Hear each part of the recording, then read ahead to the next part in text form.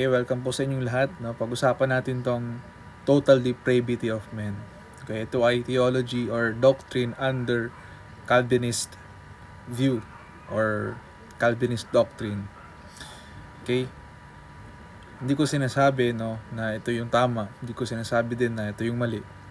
Gusto ko malaman natin sa pag-aaral natin ngayon na kung ito ba is tama o hindi. Is it biblical or is it worth na pag-usapan or pag-aralan? Gusto ko malaman natin sa pag-aaral natin sa video na to na kung ito ba ay, di ba, tamang doktrina, Kasi maraming kumakalaban dito, maraming ayaw at maraming sa panahon ngayon, marami ng kumakalat na iba-ibang turo. Kaya I think this is so necessary na pag-aralan. Kaya gumawa ka ng study or video tungkol dito, So let's start, Okay, these are the points to discuss sa ating video ngayon. Number 1, what is total depravity? Let us first define what is total depravity. And secondly, the original sin or the fallen nature. And thirdly, let's talk about is it biblical ba o hindi. And what are the common misconception about total depravity? And next is God's sovereign work. And also, second to the last, why people reject this doctrine. Yan, pag-usapan natin yan. And then lastly, who then can be saved? So sino ngayon maliligtas, Ito ay magandang topic, so I hope na mag-stay kayo towards the end. Okay? Let's proceed. So what is total depravity? Okay, it is defined as the fallen state of human beings as a result of original sin. Okay? So tandaan niyo yung keyword na fallen state, Ito ay actually result ng original sin na ginawa sa way back kila Adam and Eve, The moment they failed or they sin against God. And so before anything else pala, nauna ang law before sin, hindi sin before the law, Nauna ang batas bago ang kasalanan, hindi nauna ang kasalanan bago ang batas, because there is no sin when there is no law, So sabi ng Panginoon, huwag mong kakainin yung prutas ng kaalaman ng mabuti at masama, because the day that thou eatest thereof, thou shalt surely die, Yun na yung law ng Panginoon. But Adam and Eve failed to keep that law, And they eat the fruit from the tree of the knowledge of good and evil, resulting sa fallen state ng humanities, So further pag-usapan pa natin yan. Okay? Some people prefer to use terms like total inability or righteous incapability, Ito ay iba-ibang mga term, pero same as total depravity din naman ang tinutukoy dito. Radical corruption or even moral inability. Yeah. Next, the original sin and fallen nature. The doctrine of total depravity is acknowledgement that the Bible teaches that as a result of fall of man in Genesis 3:6, every part of man, his mind, will, emotion, and flesh have been corrupted by sin. So, tinuturo ng doktrina na ito in total depravity that the moment man sin, that every part of man, his mind, his will, or yung pagdesisyon niya, yung emosyon, at yung mismong laman have been corrupted by sin, So ang sinasabi ba rito, kung hindi sana kinain or hindi sana nagkasala ang tao ba ay righteous, perfect, holy? Actually, yes, perfect dapat supposedly tayo mga tao. Kaso nga lang, nung nag-fail ang ating ninuno na si Adam and Eve, is our state or our very being, sabihin na natin our very nature has been corrupted by sin, no? Kaya sinasabi ng Bible, sin entered to the world, no? And from that time, from that point, lahat na ng pinanganak ay makasalanan na, no?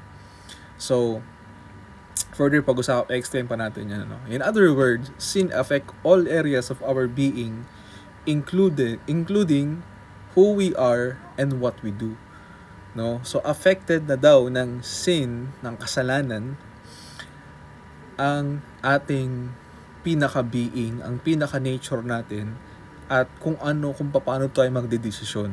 Yan ang tinuturo sa total depravity. Next, it penetrates to the very core of our being. No, na-explain ko na kanina. The very core. Or to simply put, our very nature. Okay? So that everything is tainted by sin. All our righteous acts are like filthy rags, according sa Isaiah 64:6, no? So sinasabi diyan na our righteous act is like filthy rags, no? Alam niyo 'yun? Para sa Tagalog, lahat ng ating mabubuting gawa sa harapan ng banal na Diyos ay parang maruming basahan lang or walang kwenta or disregarded lang 'yan. Kasi bakit? It acknowledges that the Bible teaches that we sin because we are sinner by nature. We are sinner, okay, by our nature, in our nature, no? Hindi tayo, ito in-explain to ng isang teacher na tayo ay nagkakasala hindi dahil sa gusto natin, alam niyo yun, kundi dahil tayo ay makasalanan in our very nature. For example, isang aso, no? Ang aso, tatahol yan. Kasi sa nature ng aso, tumatahol sila, no? Ang pusa, ganun din. Kunyari, example, isang baka o isang kalabaw, di ba? By nature, sila ay kumakain ng damo. Kumakain sila ng grass, kumakain sila ng mga halaman. By nature, no? Wala silang choice kundi gawin kung anong nature sa kanila. The same as tayo, no? Supposedly, nung tayo ay hindi pa naapasok ang kasalanan sa atin, nung hindi pa tayo nakokorrupt ng kasalanan, sila Adam and Eve, tayo ay in nature holy or spiritual tayo. Tayo ay good in our nature because God created us, no? Good, perfect, wonderfully made. Maayos tayong, perfecto tayong nilikha ng Diyos, no? But then again, when sin entered to the world and sin entered through Adam and Eve, the very nature nila is nakorrupt na ng kasalanan. Kaya from henceforth, no, hanggang sa ipapanganak sa kasalukuyan ay makasalanan na, no? Kaya napaka-importante nung katuruan na ito, kasi pag namali ka rito, no, pag namali ka sa turo na ito, magkakamali ka rin sa way of salvation or way kung paano ang tao naliligtas, no? Towards the end pa yan ng ating mga susunod at mga future topics pa natin yan, So, a good tree cannot produce bad fruit, no? So, dito sa unang bullet pala, or as Jesus says, so every good tree bear good fruit. Ito yung example ng Panginoon Kristo. But the bad tree bears bad fruit. Yan. So, sabi ng Panginoon, no? Tuloy natin basahin tong verse na Matthew chapter 7, verse 17 and 18, no? A good tree cannot produce bad fruit, nor can a bad tree produce good fruit. Yan ang example. Akin kanina yung hayop. Sa Panginoon, ang example niya is puno, no? For example, layo ko rin itong sinishare sa pagtuturo ko din in terms of this topic, no? Na kunyari, nagtanim ka ng santol, lumaki, naging puno, and by nature, bilang isang santol, pag yan ay nagbunga, magbubunga na yan ng santol, because by very nature, by very cells, very structure ng puno is santol siya, no? Hindi yan pwedeng mag-produce ng isang, 'di ba, mangga, ng isang, 'di ba, lansones, hindi pa pwede. Ang puno ng santol ay magpo-produce ng santol na bunga. The same as sa isang buko, sa isang nyog. The same as sa isang mangga.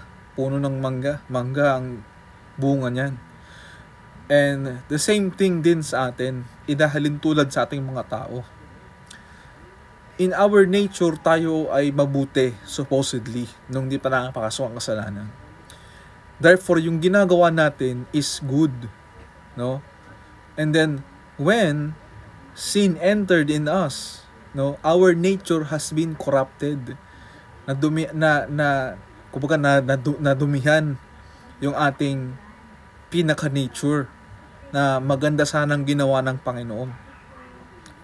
Then, nung na-corrupt ng ating nature, yung bunga ng ating ginagawa is also sinful. Because yun ang result, yun ang bunga ng ating nature. Kaya sabi ng Panginoon, hindi nakakadumi sa tao yung kinakain niya, kundi yung lumalabas sa kanya. Because everything na lumalabas sa isang tao is from the heart. Jesus is pertaining to the very core of human being. Sa pinakapuso. Okay? The very nature. So, ang point ng Panginoon is that our heart is corrupted. Our heart is sinful. Therefore, lahat ng magpo-proceed out of our heart is all sin. Makasalanan. No? Masama. Because our heart is sinful. Okay? Next.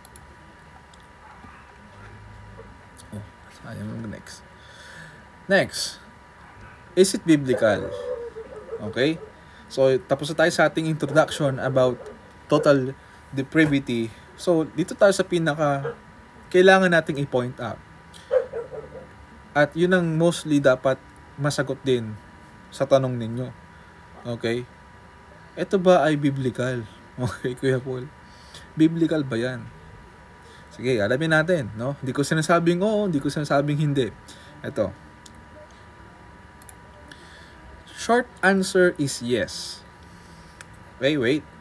Huwag ka muna mag-react. Pag-usapan muna natin. Okay? The total depravity of man is seen throughout the Bible. Okay? By the way, before we continue, shoutout nga pala dun sa gotanswers.com. Dun ko kinuha itong mga nilagay ko sa PowerPoint, no? Okay? So, short answer is yes. Okay? Itong unang bullet, no? Man's heart is deceitfully, according to the Bible, man's heart is deceitful and desperately wicked. And most commonly, ginagamit ito, no? Sa mga nakatapos ng soul-winning classes, sa mga nakatapos ng Operation Go, or yung mga soul-winning courses natin, no? Sinasabi that we are sinner. At ito ginagamit, Jeremiah 79. Ano ba sabi doon? The heart is deceitful above all things and desperately wicked. Who can know it? Dito pa lang, malalaman natin that the Bible is clear with regards of the sinful condition of the heart of man. Straightly, sinasabi ng Bible na ang puso ng tao is mapangdaya. Okay? Sa lahat ng bagay, no? Above all things. And desperately wicked. Okay? Further, pag-usapan natin pa. Okay? Man is born dead in transgression and sin. Ang tao ipinanganak na patay sa kasalanan. napatay sa pagsansala. Ibig sabihin nun, into transgressing and sin. Sabi sa Psalm chapter 51 verse 5, Behold, I was shapen in iniquity. Hinulma ako, no, sa sa kamalian. And in sin, sa kasalanan, did my mother conceive me. Pinanganak ako sa kasalanan. Kaya naman, yung pinapanganak ng mga bata, ng mga sanggol na yan, no, hindi mo na walang batang tinuruan ng magulang na magsinungaling. Pero, pag lumaki ang batang yan, magsisinungaling yan. Magnanakaw yan. Magkukupit yan. Hindi sa tinuruan ng magulang, kundi by very nature ng bata, gagawa yan ng mali. Dahil yun ang ating nature eh. Okay? In our very nature, we are sinner. Tayo ay makasalanan sa ating pinaka-core. Kaya kahit wala nagturo sa'yo na magsinungaling, magsisinungaling ka. Kaya kahit wala magturo sa'yo magnanasa ka. Diba? Kahit napakabait pa ng mga magulang mo, okay, magsisinungaling ka. Okay? Because man is born dead in transgression and sin. Okay? Sa pang verse, Psalm 58 verse 3. The wicked are estranged from the womb. They go astray as soon as they born, speaking lies. Yan, naunahan ko lang kanina na-explain. Okay, isa pang supporting verses, no? Ephesians chapter 2. Ito, napakalinaw nito, guys. And you hath he quickened who were dead in trespasses and sin. And by the way, ito ay letter ni Apostle Paul. Okay, so indicating Paul is believing in total depravity of men. Okay, ayan yan.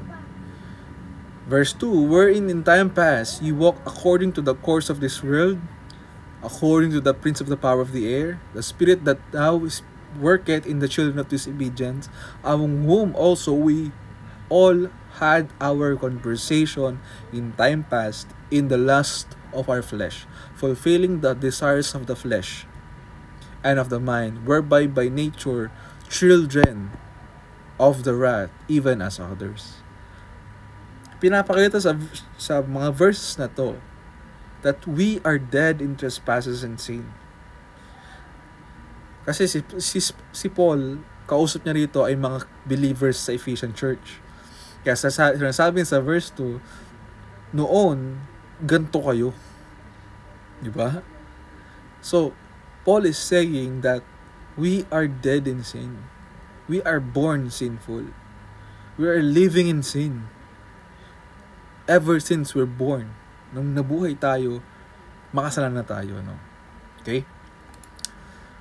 Next, man is held captive by a love for sin. Okay? Natural ho sa mga tao, okay? Isa kang sinungaling kapag sinabi mong ayaw mo sa kasalanan. At hindi ka natutuwa sa kasalanan.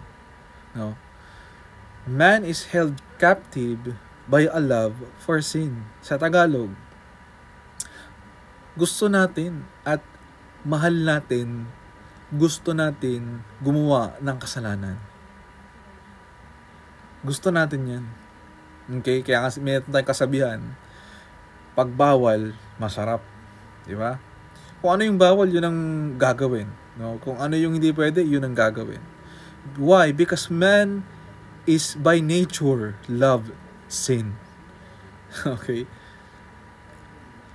Sabi sa John 8:34, Jesus answered them, Very verily I say unto you, whosoever committed sin is servant of sin. Man will not seek God. Okay? So, ito po ulit ay pinag-uusapan natin yung biblical occurrences ng total depravity, no? Sa mga sa mga napaka-specific na tao. Asan yun yung word na total depravity? Okay. No? Ay nako. So hindi ibig sabihin nawala doon yung word sa Bible, hindi na yun yung nag-a-occur. Okay?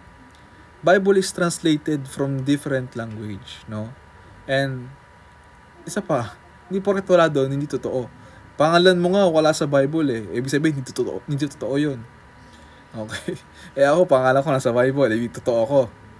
Pangalan mo wala, eh paano yan? So, hindi yun tamang argument, no? Okay? So, man will not seek God. Romans 3:10 and verse 11. As it is written, there is none righteous, no, not one. There is none that understandeth, there is none that seeketh after God. Okay? Ito lagi ko ito sinasabi sa mga kaibigan ko or sa mga kapwa ko, Kristiyano at mananampalataya. Especially dun sa mga nag-aakay ng kaluluwa. Na ang tao by nature, no, ayaw niyan sa Diyos. Kaya pag nag-invite ka ng tao na tara church tayo, tara Bible study tayo, 90% of the time or sabihin natin 99% of the time ayaw yan. Laging sagot ng tao pag niyaya mo yan, pagdating sa Diyos, simba tayo, worship tayo, Bible study tayo, prayer tayo, most of the time ang sagot ng tao, ayoko. Meron akong gagawin, busy ako, meron akong pupuntahan, meron kasi ganito, kasi ganyan. Why? By nature, ang tao ayaw sa Diyos. By nature no? Natural sa tao yan. Kaya, ang hirap talagang ibahagi ang gospel ng Panginoon. Lalo pag hindi mo alam yung katuroan na to. Tawag dito, para ka madidepress, no? I'm speaking in the view of soul winners, ha? Di ba? Mapapagod ka, di ba? Sasabihin mo sa sarili mo, ba't ganun, ba't ganyan? No. Let me tell you, man by nature will not seek God. Okay? Lahat naman tayo, kahit ako naman nung hindi pa ako mananampalataya sa Panginoon. Ayoko talaga. No? Ang dami kong rason. Ang dami kong dahilan. No? Natural yun sa tao. Kasi pagdating sa Diyos, walang panahon ng tao pagdating sa Diyos. Pagdating sa ibang bagay, maraming oras. But pag sinabing sa Diyos, wala na. Di ba? Para inaangkin ng tao lahat ng oras para sa sarili niya. Okay? Because by nature, no man seeketh after God. Okay? Further. Okay, nakita natin maglipat. Yan. Men love darkness. Man loves the darkness. John 3 verse 9. And this is the condemnation, that light is come into the world, and men love darkness rather than light, because their deeds were evil. Mahal ng tao ang kadiliman higit or kaysa sa liwanag. Oo, totoo yan. Ayaw ng tao ng liwanag. Ayaw ng tao ng katotohanan. Kaya nga pag pinagsabihan mong ang isang tao ng katotohanan, is either makagalit yan, tatampo yan, ayaw na yan. Why? Because ayaw ng tao sa liwanag. And light means truth, katotohanan. Light means knowledge. Yan. Light means God. Ganun yan. Because God is truth. Okay? God represent as light. The light of the world. No? Ayaw ng tao sa liwanag. Because, bakit? Because their deeds were evil. Because in the presence of light, may expose ang kamalian ng isang tao. All the blemishes will be exposed sa, di ba? May expose sa harap ng liwanag. Kaya ayaw ng tao ng liwanag because ma-expose ang kasalanan. Kaya ayaw ng tao sa Diyos, which is the light, kasi ma-expose sa tao ang kanyang kasalanan. Ayaw ng tao nun. Ayaw ng tao na na-expose siya in terms of sa kasalanan nila. Diba? Kaya ayaw ng tao sa katotohanan eh. Kaya nga sabi natin, truth hurts. Pero kailangan natin ng katotohanan. Okay? Next, man does not understand the things of God. Okay? Hirap ang tao maintindihan ang mga bagay na sa Diyos. Kaya nga sa pagtuturo ng ganito, okay, ang target audience ko is mostly believers. And also, pwedeng dumaan din sa inyong YouTube, ito. Kaya gusto kong ituro ito sa pinakasimpleng pamamaraan na kaya ko. And before I start, I pray to God na sana ipaintindi nyo ito sa taong makakaabot o sa taong makakita nito or makakapakinig nito. Why? Because only God, okay, can help someone to understand things that of God. Without the Holy Spirit, without the guidance, without the ability come from God, hindi kaya ng isang normal na tao, lalo na hindi converted or unspiritual man, na maintindihan itong mga bagay na ito. Kaya nga, mostly, no, yung mga bagong attend sa church, pag binigyan mo sila ng Bible, ang hirap nila, mostly, no, almost, siguro, 9 out of 10, no, na mga bagong nag-a-attend sa church. I'm not saying converted na, I'm not saying Kristiyano na, nag-a-attend sa church, bibigyan mo ng Bible, papabasa mo sa kanya, 9 out of 10, sasabihin nila sa'yo, nung unang basa nila, hindi nila naintindihan. Why? Because hindi hirap ang tao maintindihan ang mga bagay na sa Diyos. Pag pinag-usapan ng ang God the Father, ang Holy Spirit, salvation, justification, yung mga bagay na yan, mga doctrine, hirap ang isang hindi talaga filled with the Spirit maintindihan ng mga bagay na yan. Okay? In conclusion, therefore man suppresses the truth of God in unrighteousness and continuing to willfully live in sin. Willfully living in sin. Because they are totally depraved. Depraved of what? Depraved of spiritual life, kung tawagin, no? Because they are totally depraved, this sinful lifestyle seems right to men.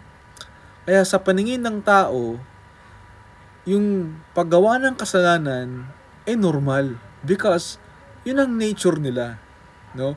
Kaya ang isang baboy, natutuwa yan sa putikan because sinasabi ng nature nila na tama to, no? Tama to. Unlike ng pusa, actually by nature ayaw nila talaga ng tubig, no? Kaya may mga pusa na talagang normal mga di ba? Ayaw talaga. Why? By nature ayaw nila yan. No? Kasi by nature, sana nag-iintindihan nyo na, no? Yung point na yan. Because our nature is corrupted. Kaya yung sinful lifestyle, okay lang sa atin. No? Lalo na yung mga unconverted pa or still unbeliever ngayon. Or doon naman sa part ng mga believers na, di ba? Yung dating buhay ng mga kasalanan, buhay ng, di ba, makinginom, garilyo, di ba? Kumakain ng mga bawal, pupunta sa mga lugar na bawal, gumagawa ng krimen, nagsisinungaling. Di ba? Normal na yun eh. Para sa isang taong makasalanan. Why? Because by nature eh. Di ba? Kahit di mo turuan yan eh, gagawa ng kamalian yan. Okay? Kaya, so they reject the gospel of Christ as foolishness, and their mind is hostile toward God, for it does not subject itself to the law of God, for it's unable to do so. Okay? Tinuturan ng total depravity that ang tao ay hindi kayang sumunod sa Diyos dahil hindi nila kaya. Because by nature, rebelde ang tao. Okay? So, next, these are the common misconception in regards of the topic of total depravity. No? So, total depravity does not mean that man is as wicked or sinful as he could be. Nor does it mean that man is without a conscience or any sense of right or wrong. No? So, hindi sinasabi lang ng katuruan sa total depravity or the sinful nature of man. Hindi natin sinasabi na ang tao ay talagang masama. Okay? Wait lang. Hindi natin sinasabi na wala na siyang konsensya. Na wala na siyang kaisipan na gawin ang tama o mali. Okay? Actually, ang tao merong conscience, no? Kaya nga siya naaawa, kaya nga ang tao nagkakaroon ng awa sa mga mahihirap, sa mga pulubi, sa mga putol yung paa, putol yung kamay, di ba? Sa mga taong walang makain, di ba? Nagkakaroon tayo ng awa eh. Why? Because that is our conscience, no? At meron din tayong sense ng right or wrong, no? Kaya may mga tao talaga na mas pinipiling gumawa ng tama. Mas pinipiling gumawa ng, 'di ba, ng maayos na desisyon, 'di ba? May mga ganun pa rin. Hindi natin nasasabi na sa total depravity na ang tao wala nang tamang ginagawa, no? Merong sense of an idea ang tao, may conscience na gumawa ng tama, may ability ang tao na pumili ng tama. Still, no? Okay? Further, neither does it mean that man does not or cannot do things that seem to be good. When viewed from human perspective or measured against a human standard. It doesn't mean that is that not even mean that man cannot do things that seem to conform outwardly to the law of God. What the Bible does teach and what total depravity does, ito na, na-explain na natin. Recognize is that even good things man does are tainted by sin because they are not done for the glory of God and out of faith in Him. Okay? Sinasabi dito, meron pa ring abilidad ng tao na gumawa ng tama, magdesisyon ng tama. Oo, meron pa rin, yes. Na kahit na siya ay fallen nature, na kahit na siya ay sinful in nature, okay? Ang tinuturo ng katuruan na to at ng Bible, no? Lahat ng ating ginagawang mabuti is palaging may bahid ng kasalanan. Okay? Explain natin further. Dahil yung ating ginagawang mabuti ay paminsan, hindi sinasabing palagi, madalas ay may bahid ng selfishness. Tulad nito, nagkalat sa internet ang mga vloggers na nagbibigay ng pera sa mahihirap, no? Naka-video, okay? Nilibre ng pagkain, binigyan ng pera ng 100k, binigyan ng 50k, binigyan ng 10k, di ba? Na naka-video, di ba? Why? Why is that? For the world to be known and to be seen of men. Okay? And then, oo, mabuti yung ginawa niya. No, sa paningin natin mga tao, oh, ang galing. Ang buti. Nagbigay ng pera. Tinulungan yung mahihirap, which is good. Pero merong, sa part nung vlogger, hindi ko nasabing lahat. Sa part nung nagbigay ng pera, meron din dong sense na na, napansin ako ng mga tao. Alam niyo yun? May sense of pride. May sense ng kayabangan sa part natin. Oo, gumawa tayo ng mabuti. Pero meron sa loob natin na sense ng kasalanan. Sense ng kayabangan. No, okay? Na gusto kong mapansin nyo ko. Which is sin in the sight of God. Kasalanan yun sa harapan ng Diyos, yung kayabangan. Diba? Pride. Boastful attitude. Kaya sinasabi ng Bible sa Matthew chapter 5 is that kapag tayo ay nagbigay, ibigay mo ng sikreto. Anong sabi pa ron? Hindi dapat malaman ng iyong kanang kamay ang ginagawa ng kaliwang kamay.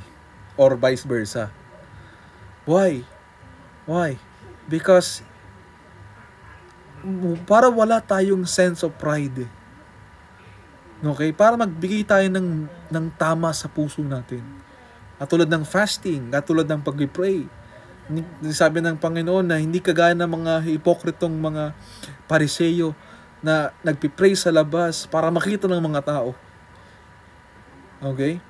Yung pag-fasting, kailangan hindi mo sinasabihan. Why?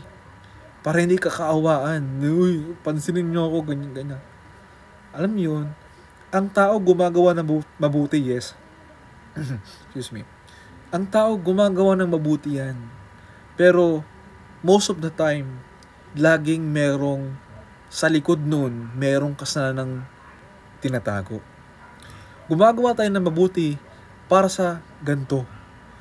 Para tayo mapansin ng tao, para tayo magyabang.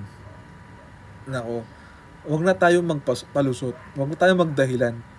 Kahit ako, kahit sino sa atin ay guilty dyan. Na tayo'y tumutulong paminsan para mapansin tayo ng tao.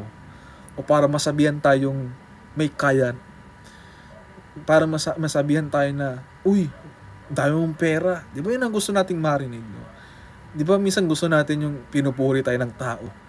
Na yung glory mapunta sa atin. Yun ang kasalanan, sinasabi ko sa inyo. The moment na kinuha mo na yung glory na para sa Diyos, kinuha mo na. Yung papuri dapat sa Diyos napunta sa'yo. Imbes na sana yung Diyos ang pinuri, ikaw. Kumbaga, ano lumalabas dito? Pinalitan mo yung pwesto ng Diyos.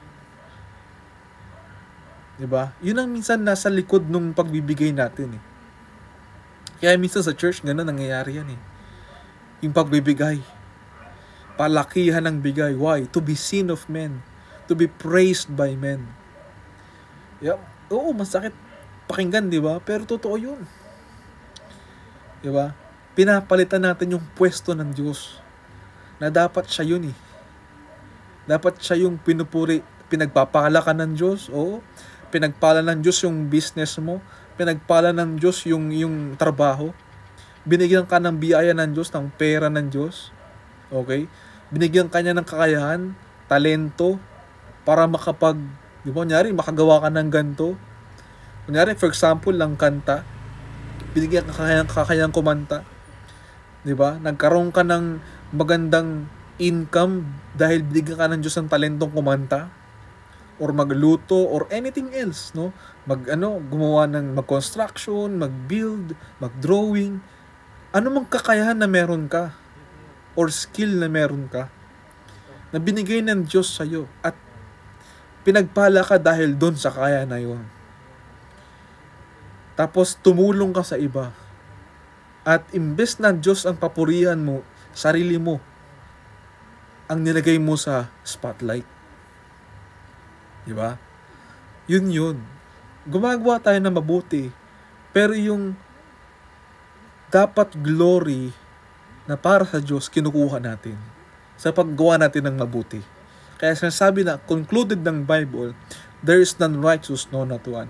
There is none that seeketh after God. There is none that doeth good, no, not one. Walang sino ang gumagawa ng mabuti. Dahil sa bawat mabuting ginagawa ng tao, lagi may bahid ng kasalanan. Yan yung tinuturo ng total depravity. Okay? While man looks upon outward act, God judges them to be good. Yes. And judges them to be good. Okay, ulitin ko. While men, habang ang tao tumitingin sa panlabas na ginagawa at hinuhusgahan yun na mabuti, God look upon not only on the outward acts, but also in the inward motives that lie behind them. Na-explain ko na, naunaan ko na, di ba? And because they proceed from a heart of that is rebellion against Him, and they are not done for His glory, even these good deeds are like filthy rags in His sight. Yeah. Sa mata ng tao, mabuti. Ang ganda, ang galing. Oo, outwardly. Ang tao po kasi, nakatingin yan sa panlabas. Hindi nakikita ng tao ang panloob. Ang motibo ng taong yun. Diba? Diba? Tulad ng isang lalaki na gumagawa ng mabuti, niragaluan yung isang babae, diba? Nililibre, binibigyan ng pagkain, dinidalaw, diba? Chinechat palagi. Why? Good deeds ba? Yes. Sabihin na natin, nagbibigay. Oo. Nagpo-provide siya. Yes. Pero anong motibo ng lalaki? Para may makuha siya. Para makuha ng tao yung loob niya. At gumawa or pagsamantalaan siya. Diba? Lagi yung kabutihan ng tao, merong bahid lagi ng kasalanan sa dulo or sa likod nun. Ang Diyos, nakita yung panlabas at yung panloob ng tao. Kaya sabi ng Bible din, no, na God sees us nakedly. No? Hubad tayong nakikita ng Diyos. Sabihin nun, God see our inward motives, our inward intentions. Kita ng Diyos yung ating panloob. Bakit ka ba gumawa ng mabuti? Alam ng Diyos yung kung bakit. Bakit ka nagbigay? Alam ng Diyos kung ano yung dahilan mo, ano yung motibo mo. Kaya, sinasabi ng Panginoon, bago magbigay, makipag-ayos ka muna sa mga sa mga pinagkasalaan mo. Tsaka ka mag-offering. Hindi, kahit 1 milyon pang ibigay mo sa offering mo, kahit 1 milyon pa, ilang milyon pang ibigay mo sa simbahan, pag meron diyang kasalanan sa puso mo, disregarded yun. Hindi nalulugod ng Diyos doon. Kaya, sabi ng Panginoon, ayusin mo muna ang puso mo and then give. Diba? Kaya sa lahat ng ito, lahat ng good deeds, they are like filthy rags in the sight of God. Okay? In other words, a fallen man's good deeds are motivated not by desire to please God, but by our own selves. Okay? By our own selves. Okay? Our own self-interest, and thus corrupted to the point where God declares that there is no one who does good, no, not one. Since Scripture is very clear that all of man is affected by sin, and so much so that no one seeks after God, then how can anyone possibly become Christian? Okay, eto na.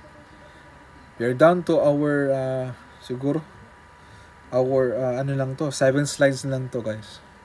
Okay? God's sovereign work. Dito na papasok ang gawa ng Panginoon. So far, nakita na natin how man is fallen in nature. How we are sinful against God in the sight of God. So, ang tanong dyan, how then can a man be saved? Paano ngayon ang tao makakaligtas? Diba? Ano sabi ni Paul? Who shall then deliver me from the body of sin? Ano sabi ni Paul? I thank Christ Jesus, my Lord. That is God's sovereign work. You know, if you will ask me, no, kung tatanungin niyo ho ako, ito ba'y pinaniniwalaan ko? ito ho ba ay aking tinatanggap sa aking, di ba, paniniwala? Oo. Yes. Why? Dahil sinabi ba nung pinanood ko sa YouTube? No. Dahil nakita ko sa Bible. Yung kwento ni Lazarus, yung friend ni Jesus. Diba? Namatay siya. Hindi pinuntahan ni Jesus. Hindi niya pinagaling. Hinayaan niyang mamatay. And after 4 days na nakalipas, tsaka pumunta si Jesus. Nasa tomb na si Lazarus. Diba? Lazarus is dead. Diba? Na ano sabi ng mga tao? Naagnas na yan, Panginoon. Ba't nyo pabubuksan? Kasi sabi ng Panginoon, diba? Take ye away the stones. Yung bato na nakaharang sa libingan ni Lazarus. Tanggalin nyo yan. Ano sabi? Lord, 4 days na nakalipas. Ang baho na, naagnas na si Lazarus. Hindi, tanggalin nyo. And then, ano sabi ng Panginoon? Lazarus, come forth. Without the voice of God, without the work, without the, diba, yung unang ginawa ng Panginoon, alam niyo yun, Lazarus cannot live by himself. Lazarus cannot resurrect himself by his own will, by his own ability, because Lazarus is dead. And without Jesus Christ, Lazarus will not be resurrected. Nung nakita ko yun, oh man, we are dead. We are dead. And without God, we cannot live. Without first God's sovereign work, we are hopeless. May further pag-usapan natin pa. At isa pang rason kung bakit ko to pinaniwalaan is that Genesis pa lang. Anong atsura ng mundo natin? Void, empty, lifeless, di ba? And the Spirit of God moves. The time when Spirit of God moves, yung void na yon, yung empty space na yon, nagkaroon ng buhay. Diba? Isipin nyo, basahin nyo, unawaan nyo yung kwento na yon, yung nasa Bible na yon. Makikita nyo na without God, we are lifeless. No? Wala tayong kakayanan. We cannot escape this nature. We are sinful in nature. Hindi natin kaya itong alisin by our own righteous acts except God. God's sovereign work. The answer is that God must overcome God's depravity in such a way that a man is able to recognize his spiritual state and his hopeless condition apart from the grace of God. Kitang-kita niyo sa Ephesians chapter 2 din. Andyan yan. Man's spiritually blind eyes must be open first, and the bandage of sin that renders him hopelessly enslaved must be broken first, so that he can respond in faith to the gospel message and the atoning work of Christ on the cross. Kung hindi bubuksan ng Diyos ang mga mata natin na bulag sa kasalanan, at kung hindi aalisin ng Diyos yung ating mga tanikala, kung tawagin, bondage of sin, we cannot escape. We cannot respond without God first. Okay? Kaya, ang tao, kahit anong share mo dyan, kahit anong preach mo dyan, kahit anong bato mo ng Bible dyan, kahit anong pangaral mo sa isang taong bulag, sa taong bingi. Hindi yan makikinig at hindi yan mag-respond without first God intervenes. To be able to understand and respond to the gospel in faith, he must first be born again and regenerated by the Holy Spirit. Yan po. John 3:3. Ye must be born again. Nicodemus, di mo maintindihan to, lahat ng to. Because you are spiritually blinded and you are spiritually, di ba? Hindi mo pa naintindihan to. You are spiritually dead. You must be first born again. It is only after God infuses spiritual life into a dead sinner that he can see the kingdom of God.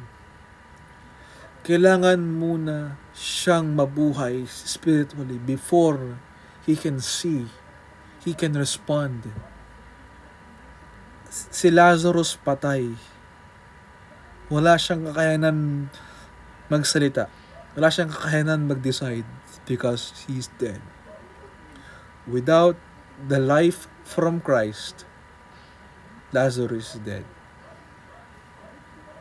Diba? Those that hold this view see this as a sovereign act of God, whereby men are born again, not of the blood, nor the will of the flesh, nor the will of man, but of God. Wala lang pong mas linaw dyan.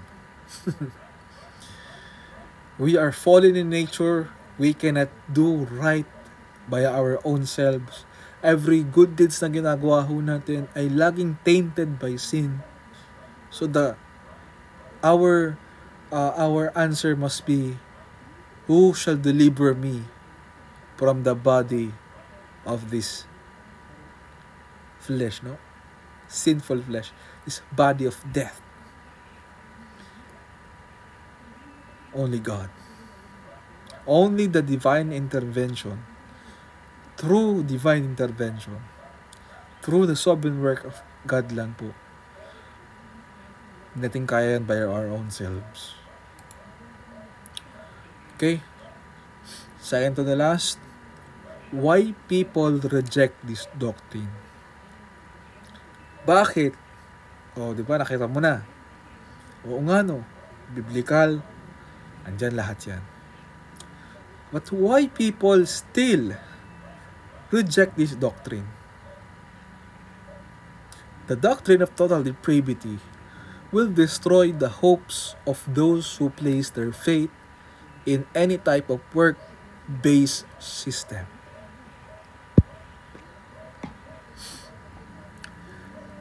Of salvation, and will recognize that God's sovereign grace is only man's hope. Why? Kasi, kaya ito nire-reject ng karamihan.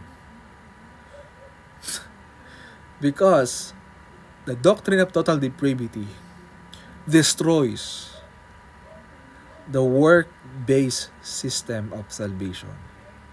At yung work-based system of salvation na yan ay talamak na talamak sa mga churches ngayon. Hindi lang noon, hanggang sa ngayon, mas malala ngayon. Why? Because ang church ngayon nagiging ng liberal. Liberal na ang churches ngayon. Kaya naman, tinatanggihan nila yan. Lalo yung mga Baptist churches ngayon, influenced by the American or Western culture, Western style of Christianity, work-based, na nagiging ng INC, na pag wala ka sa church, hindi ka ligtas. Pag di ka nagbigay ng ganito, hindi ka tunay na Kristiyano. Work-based salvation. Okay, and it is dangerous. It is very scary. No? Sinisira kasi ng doktrinang ito yung self-righteousness. The doctrine of total depravity destroys man's self-righteousness and any misconception about man's ability to be saved through his own free will. Sinisira ng total depravity, doctrine of total depravity, ang self-righteousness. And naka-attend na ako sa isang church na ganyan. Okay? Na hindi nila ito tinatanggap. Sa kanila, may part ang tao sa kaligtasan niya. May part ang Diyos, may part ang tao. And as I observe the people, napaka-liberal. Ang pastor tahimik, hindi nagsasaway, walang pakialam sa mga ginagawa ng miyembro. Why? May free will sila. Alam mo yun, napaka-liberal nila.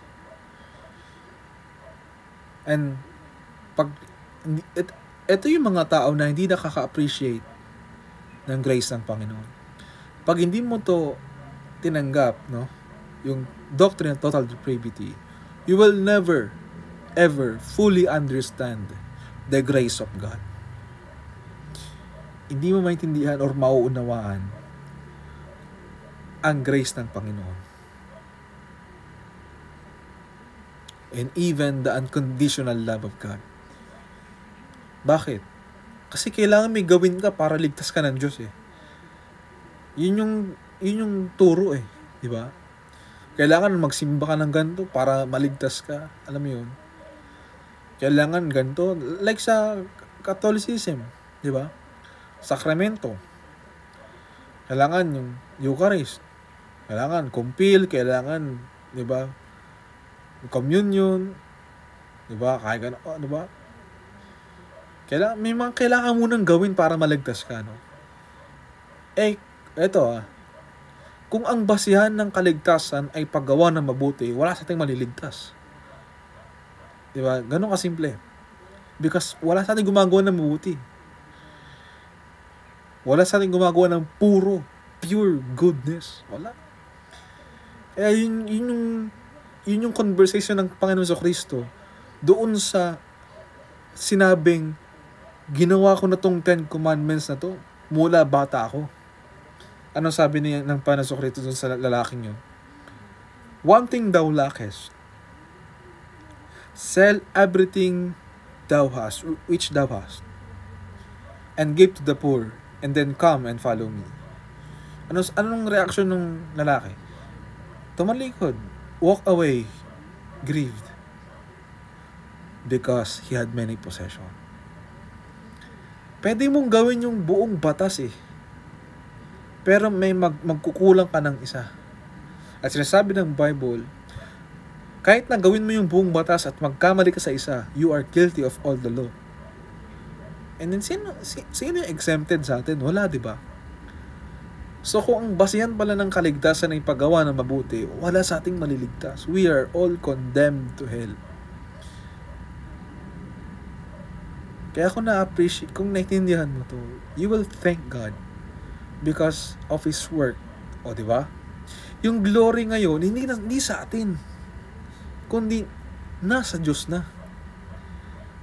Kasi sinisira ng doctrine of total depravity yung kaisipan natin na meron tayong ambag sa kaligtasan natin.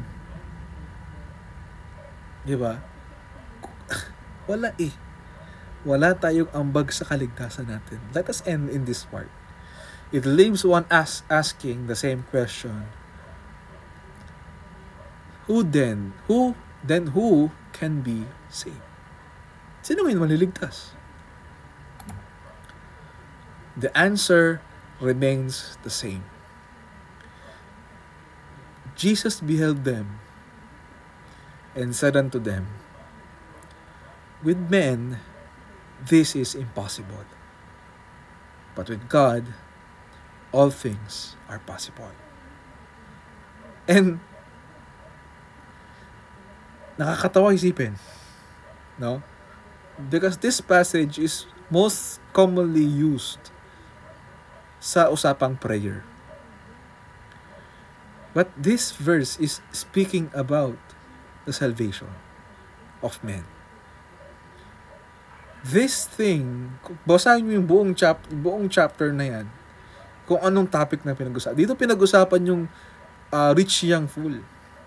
Yung ginawa ko na yung commandments na yan mula bata pa ako.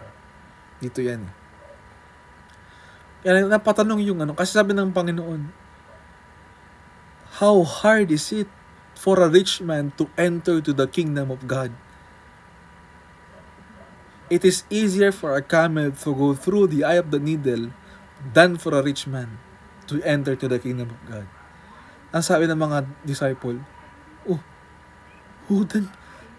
Kasi bakit? Ba't ano yung reaction ng mga disciple? Kasi itong taong yung lalaking kinausap ni Jesus, siya na yung pinakamabait sa lahat eh. Why? Ginawa niya lahat ng batas eh. Huwag kang papatay, huwag kang mangangalunya, i-honor mo mga magulang mo, keep the Sabbath day, diba? Wala siyang Diyos-Diyosan, hindi siya nagnakaw, hindi siya nagsinungaling, hindi siya nag-covet. Ano sabi niya? Wala, bata ako, ginawa ko na yan. Kaya sabi ng mga kung yung lalaking yun, hirap pang makapasok sa kaharian ng Diyos, how much more sila, Peter? How much they look on themselves. Tinignan nila yung sarili nila.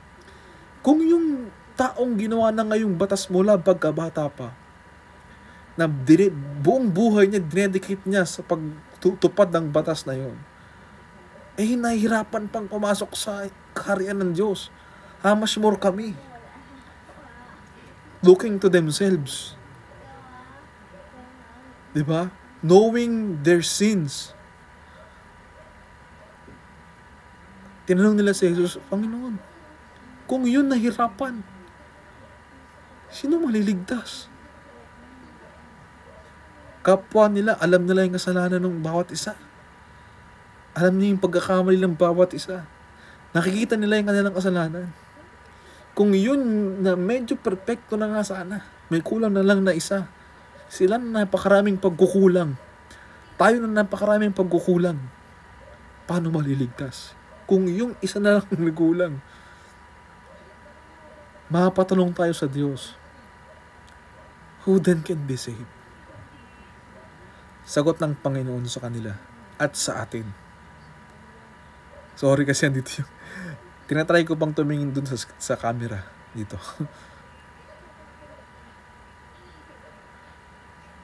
Anong sagot ng Diyos sa kanila? Jesus beheld them and said unto them, with men, this is impossible. Sa inyo, imposible yun. Makinig kayo ng mga free will, work-based salvation. This is the word of God for you. With men, salvation is impossible. But with God, all things are possible.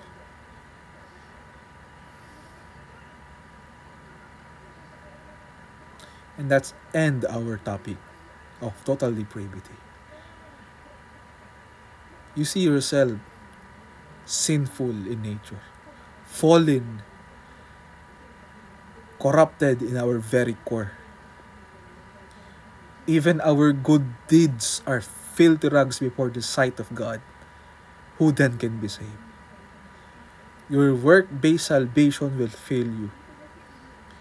Lahat ng ating iniisip na paraan ng kaligtasan will fail us one day.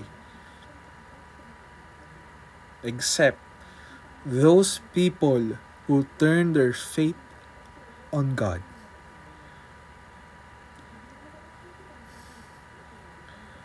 Diba? So, let's end here. Let end here. Let us end here.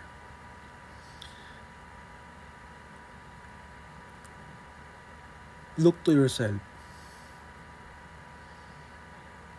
Diba? Consider this. Meditate on this. And let me know your thoughts regarding in this topic in the comment section below. Charles Spurgeon said, "The greatest enemy of the human souls is the self-righteous spirit, which make men look to themselves for a salvation." Okay? Gusto ko kayo yung mag-decide sa sarili nyo. Kung ito bang doctrine ng ito, biblical o hindi. Tama o hindi. I want to know your thoughts sa comment section. Pero, that's it. Guys, thank you and see you all sa ating next na topic, unconditional election. Okay? Thank you and bye-bye.